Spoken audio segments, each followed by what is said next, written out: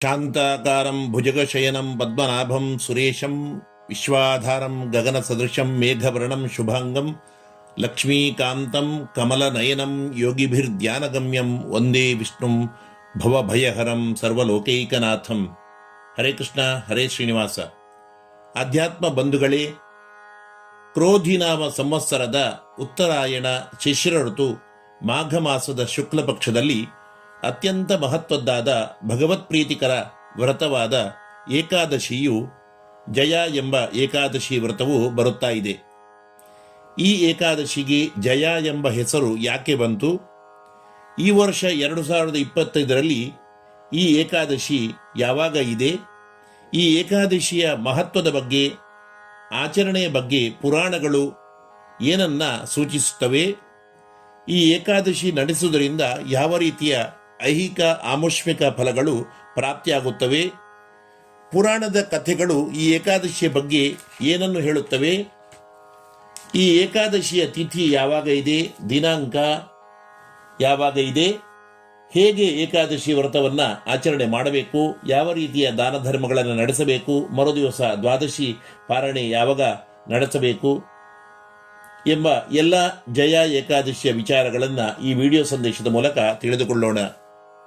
ಬಂಧುಗಳೇ, ತಾವು ಇಲ್ಲಿಯವರೆಗೆ ನನ್ನ ವಿಶ್ವನಾಥ್ ಭಟ್ ಎಂಬ ಯೂಟ್ಯೂಬ್ ಚಾನಲ್ಗೆ ಸಬ್ಸ್ಕ್ರೈಬ್ ಆಗಿರದಿದ್ದರೆ ಆಗಿ, ಉತ್ತಮವಾಗಿದ್ದರೆ ಲೈಕ್ ಮಾಡಿ, ನಿಮ್ಮೆಲ್ಲ ಬಂಧು ಮಿತ್ರರಿಗೆ ಶೇರ್ ಮಾಡಿ, ನಿಮ್ಮ ಪ್ರಶ್ನೆ ಮೆಚ್ಚುಗೆ ಸಂದೇಹಗಳನ್ನು ಕಮೆಂಟ್ ಮೂಲಕ ತಿಳಿಸಿ. ನಮ್ಮ ದೂರವಾಣಿ ಸಂಖ್ಯೆ 9820118612ಗೆ ತಾವು ಜ್ಯೋತಿಷ್ಯ ವಾಸ್ತು ವಿಚಾರಗಳನ್ನು ತಿಳಿಯಬೇಕಾದರೆ ಸಂಪರ್ಕಿಸಬಹುದಾಗಿದೆ. ಬಂಧುಗಳೇ, ಜಯ ಎಂಬ ಶಬ್ದಕ್ಕೆ ಸಾಮಾನ್ಯವಾಗಿ ವಿಜಯ ಅರ್ಥವನ್ನು ಸೂಚಿಸಿದರು.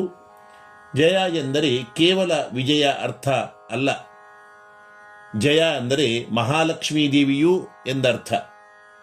ಮಹಾಲಕ್ಷ್ಮಿಗೂ ಕೂಡ ಅತ್ಯಂತ ಪ್ರಿಯವಾದ ವ್ರತ, ಎಲ್ಲ ಕಾರ್ಯಗಳಲ್ಲಿ ಜಯವನ್ನ ನೀಡುವ ವ್ರತ.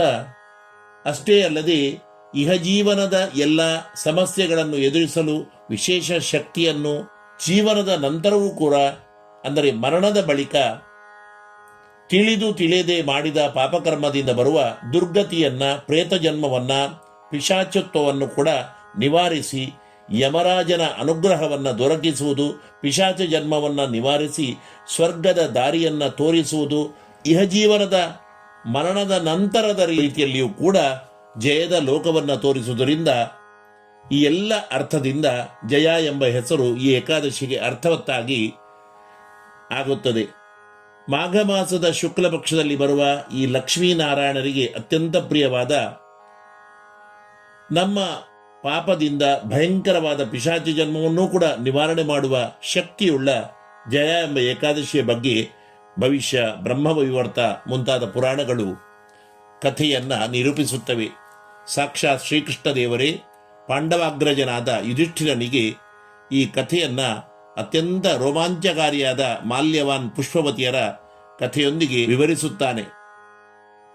ಒಂದೊಮ್ಮೆ ಸುರಾಧೀಶನಾದ ದೇವೇಂದ್ರನು ಸ್ವರ್ಗಲೋಕದ ಅನೇಕ ಅಪ್ಸರಾಸ್ತ್ರೀಯರನ್ನು, ಸಾವಿರಾರು ಗಂಧರ್ವ ಕಿನ್ನರಾದಿಗಳನ್ನು ಆಸ್ಥಾನಕ್ಕೆ ಕರೆಸಿ ಅಮೋಘವಾದ ಸಂಗೀತ ನೃತ್ಯ ಕಾರ್ಯಕ್ರಮವನ್ನು ನಡೆಸುತ್ತಾನೆ.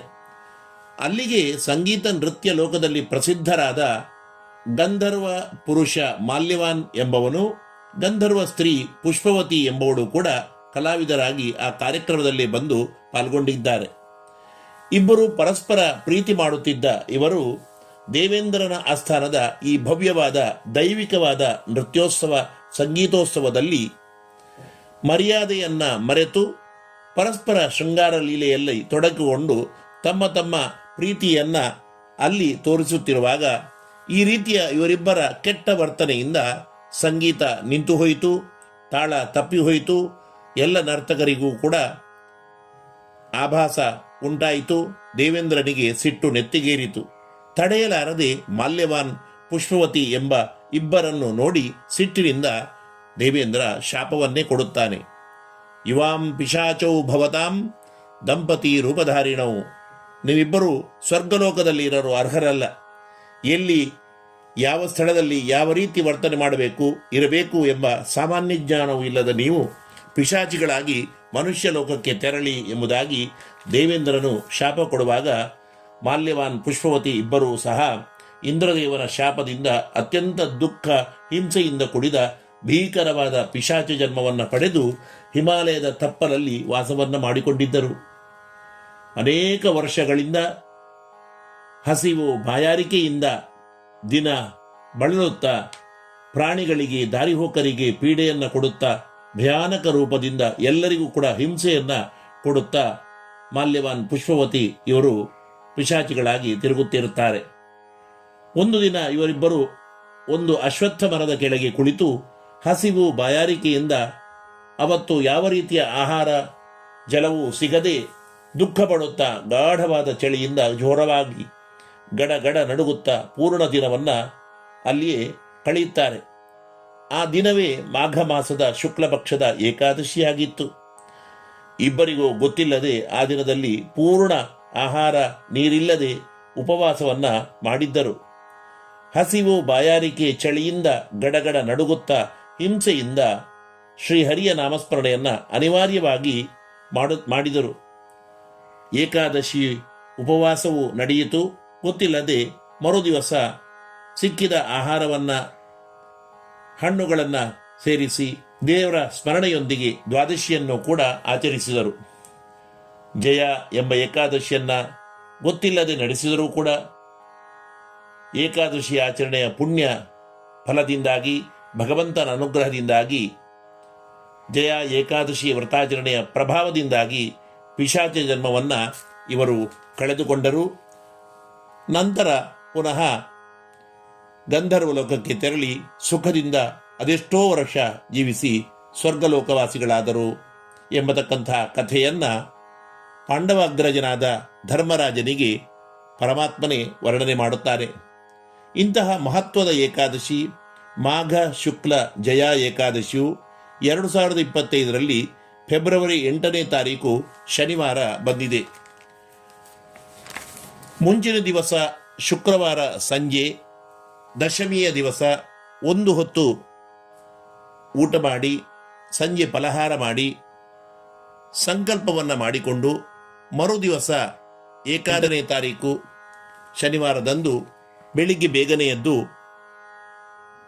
ಶುಚಿರ್ಭೂತರಾಗಿ ನಿತ್ಯಾನುಷ್ಠಾನವನ್ನು ಮಾಡಿ ಭಗವಂತನಿಗೆ ಯಥಾಶಕ್ತಿ ಪೂಜೆ ಅರ್ಚನೆ ಆರಾಧನೆಯನ್ನು ಮಾಡಿಕೊಂಡು ವಿಷ್ಣು ಸಹಸ್ರನಾಮ ಇತ್ಯಾದಿಗಳನ್ನು ಪಾರಾಯಣ ಮಾಡಿಕೊಂಡು ಭಗವದ್ಗೀತೆ ರಾಮಾಯಣ ಮಹಾಭಾರತ ಇತ್ಯಾದಿ ಗ್ರಂಥಗಳನ್ನು ಸ್ವಲ್ಪ ಅಧ್ಯಯನ ಮಾಡಿಕೊಂಡು ಸಂಜೆ ಹೊತ್ತು ಕೂಡ ಯಥಾಶಕ್ತಿ ಭಗವಂತನ ಪೂಜೆ ಆರಾಧನೆಯನ್ನು ಸಂಕೀರ್ತನೆ ಇತ್ಯಾದಿಗಳನ್ನು ನಡೆಸಿಕೊಂಡು ಯಥಾಶಕ್ತಿ ಜಾಗರಣೆಯನ್ನು ನಡೆಸಿ ಮರುದಿವಸ ಅಂದರೆ 9ನೇ ತಾರೀಕು ಆದಿತ್ಯವಾರ ಬೆಳಿಗ್ಗೆ 6:30 ಗಂಟೆಯಿಂದ 7:30 ಒಳಗೆ ಪರಮಾತ್ಮನ ಪೂಜೆಯನ್ನು ನಡೆಸಿ ಮನೆಯಲ್ಲೇ ಶುದ್ಧರಾಗಿ ತಯಾರಿಸಿದ ಅನ್ನ ನೈವೇದ್ಯವನ್ನು ಭಗವಂತನಿಗೆ ಅರ್ಪಣೆ ಮಾಡಿ ಹಣ್ಣು ಕಾಯಿ ಫಲ ತಾಂಬೂಲಾದಿಗಳನ್ನು ಇಟ್ಟು ಸಮರ್ಪಣೆ ಮಾಡಿ ದೇವರಿಗೆ ಪೂಜೆಯನ್ನು ಮಾಡಬೇಕು.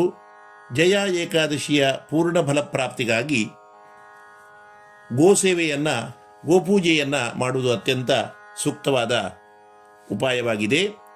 ಆ ನಂತರ ಜಲಪೂರಿತವಾದ ಕಲಶವನ್ನು ಕೂಡ ವಿಪ್ರೋತ್ತಮರಿಗೆ ದಾನವನ್ನು ಕೊಡುವುದು ವಿಶೇಷವಾದ ಪುಣ್ಯವನ್ನು ಪ್ರಾಪ್ತಿ ಮಾಡಿಕೊಡುತ್ತದೆ.